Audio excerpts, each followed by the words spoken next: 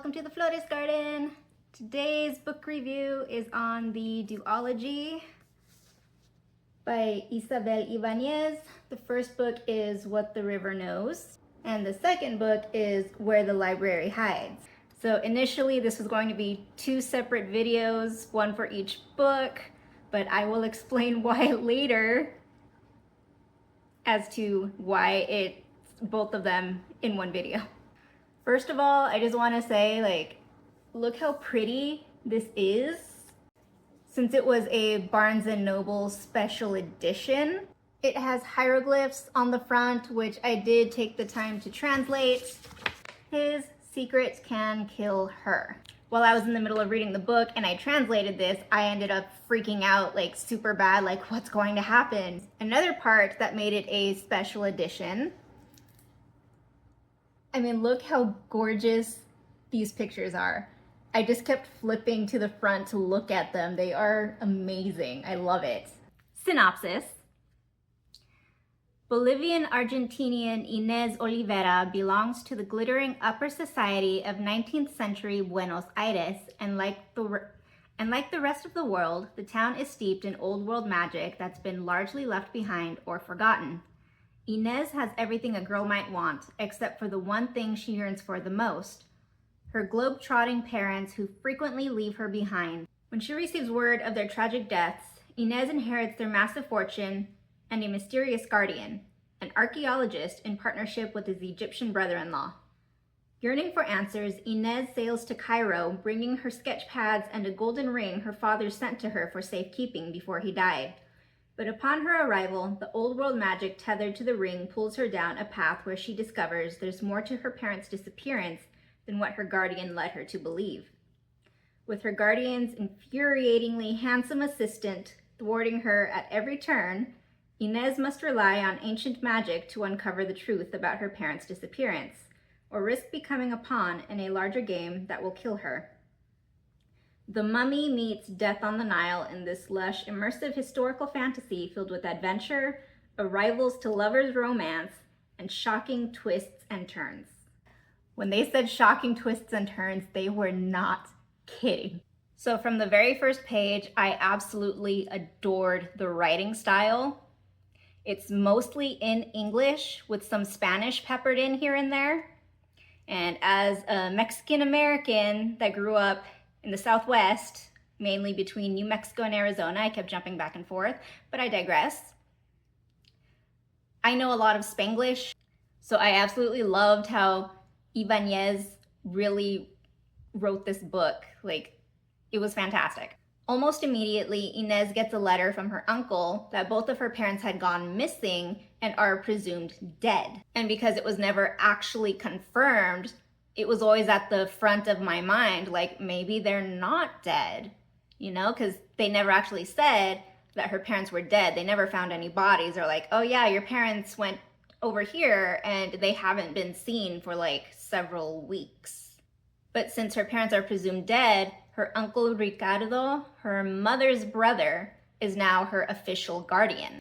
And instead of remaining in Argentina like a good girl, she decides to go all the way to Egypt to be with him and get answers on her parents' disappearance. I mean, honestly, I would have done the exact same thing. My parents go missing. I don't care how much money I'm spending. I am gonna go search for them.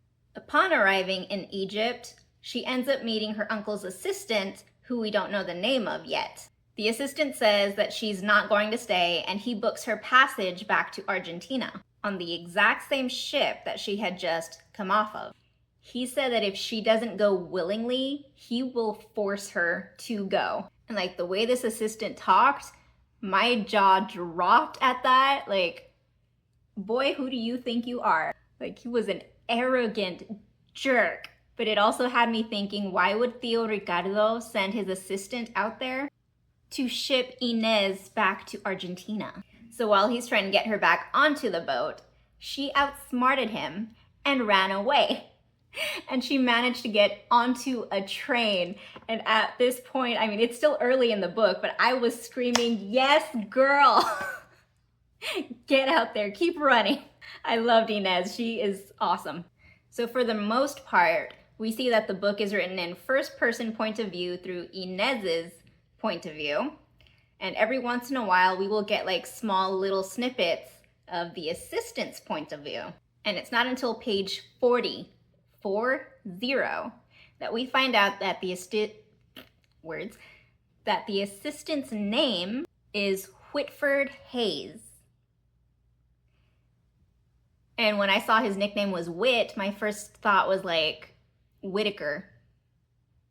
You know, like Forrest Whitaker, but yeah, it's Whitford.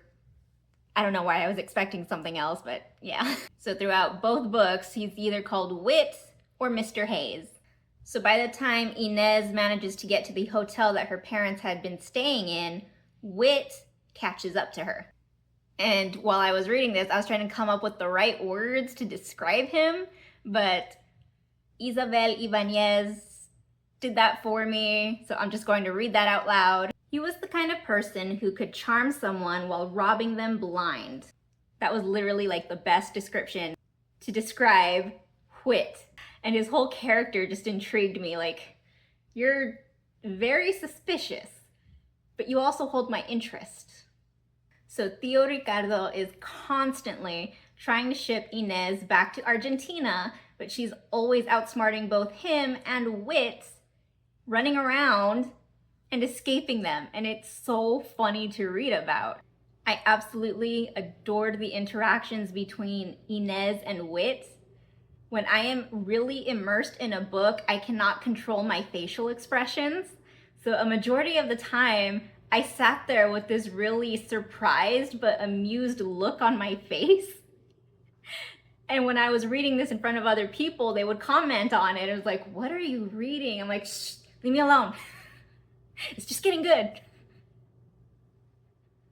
I mean, the whole book was amazing, but that was pretty much my reaction when someone tried talking to me while I was reading this book. And I also spent a majority of the time laughing at their banter. Inez quickly realizes that the more she learns about what her parents were doing in Egypt, the less she actually knew about her parents. You know, her parents had like this whole secret life going on without her. She thought they were just like archaeologists. No, it went so much deeper than that. It was a really fun mystery to read. And I don't want to give away spoilers for the book, but this whole thing is filled with mystery and historical adventures that a part of you did feel like you were there in Egypt, experiencing everything. And I had such a hard time putting this book down. Like, I was up late at night reading. I screwed up my sleep schedule for work. It was ridiculous. It even got to the point where I was dreaming about being in Egypt. And there were so many instances in the book that had me making like these really screechy, unintelligible noises. Like, I couldn't even form words because that's how much I was in shock. Okay, like I couldn't even form the phrase WTF. So this one, I would give it 6 stars out of 5. That's how great I thought it was.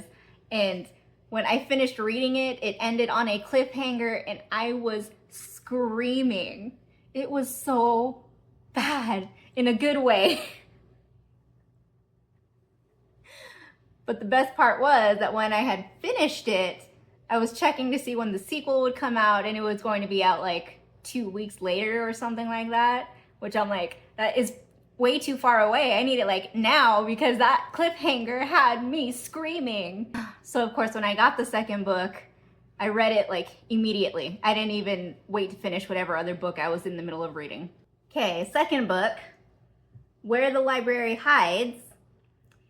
So if you don't want spoilers for this book, there are a little bit of spoilers in this video because it was pretty much impossible to not include spoilers because of where it starts. And it's hard to explain, but if you don't want spoilers, just like end the video now. But I will say this, also amazing, 4.5 stars. And if you don't care about spoilers, then stick around. Also a Barnes & Noble special edition. Again, hieroglyphs to translate. Do not trust everything you see. which gave me less anxiety than the first book, because the first translation was his secrets can kill her, and I'm just like, oh, no. And just like the first book, it has pictures on the front cover, which again, I spent so much time flipping to the front to look at. And some of my colleagues saw me carrying around a book, and when they would like take it from me, not in an aggressive way, but just to see what it was about, they would open this and see this, just like, oh, that's so cool. I'm like, I know, right? It's amazing. Synopsis. Inez Olivera traveled across the world to Egypt, seeking answers about her parents' recent and mysterious deaths. But all her searching led her down a perilous road filled with heartache, betrayal, and a dangerous magic that pulled her deep into the past. When Tío Ricardo issues an ultimatum about her inheritance, she's left with only one option to consider: marriage to Whitford Hayes. Former British soldier, her uncle's aide-de-camp and one-time nemesis, Whit has his own mysterious reasons for staying in Egypt. With her heart on the line, Inez might have to bind her fate to the one person whose secret plans could ruin her. Again, if you don't want spoilers, just stop right now. Here's something on the dedication page. For the readers who stayed up all night agonizing over the epilogue in What the River Knows, this one is dedicated to you. That was not cool. That was like Rick Riordan, not cool. Okay, I screamed at the first book's epilogue. No, not cool. Unlike the first book, this one has a cast of characters, a map of Alexandria, and a broad timeline of Egypt, which I thought was really cool. I know some people like looking at maps when they're reading books, but I don't. I don't know why, I just don't. But, you know, if you're one of those map people, there's a pretty cool map on the front. So this book starts immediately where the first book ended. Last warning, if you do not want spoilers, stop the video now. Inez and Whit get married. I'm not gonna lie, I thought this was gonna be one of those books where they're about to get married, but then something happens and then they have to like push back the wedding, and it just keeps on going until we get to the end and they finally get married. No, this was, they're married immediately. No interruptions, no tricks, no hesitations. They are married. Just like in the first book, it's first person point of view through Inez, but we do get scenes with Whit's point of view. So we, as the readers, learn more about Whit than Inez does. Okay, this girl is married to him. She knows nothing, but we, the readers, know everything at this point. Not everything, but we know more than she does. From Inez's point of view, all of the mysteries and the questions and the plot twists just keep piling up. So majority of the time when I'm reading or watching a movie or TV series or whatever, and there's like a mystery or, you know, some kind of plot twist that's supposed to happen, I'm usually the person saying, yeah, I called it, or I'll say the plot twist before it actually happens, which infuriates a lot of people. I'm sorry, that's just me. My brain like goes several miles ahead of the storyline. But anyways, Isabel Ibañez does a fantastic job at throwing curveballs that actually had me screaming and gasping and going, no way. I mean, throw in a few cuss words in there too, but that's basically what she did to me. So that's as far as I got on my notes for this book. I got so caught up in the story that I forgot to jot down the notes for this video. I mean, to avoid spoilers, there was one plot twist I was hoping with all of my non-existent soul would not happen, because I'm like, no, don't make it happen, but it happened. I'm like, why would you do this to me? And I normally enjoy being proven right when I call a plot twist, but this one hurt. I'm like, no, I want it to be so wrong. And while I was reading this, what came to mind were the telenovelas I used to watch with my grandma when I was a kid. Like, I sat there gasping and trying to clutch at pearls that I don't wear because of all of the plot twists.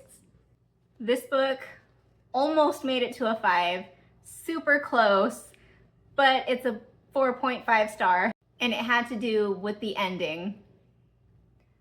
I know the adventure's over, we're wrapping stuff up, but after all of the adventure and action, the ending felt kind of slow. Like there was nothing wrong with the ending. I just felt like action, action, action, action, action, and then we're at the last chapter and it's like, boop.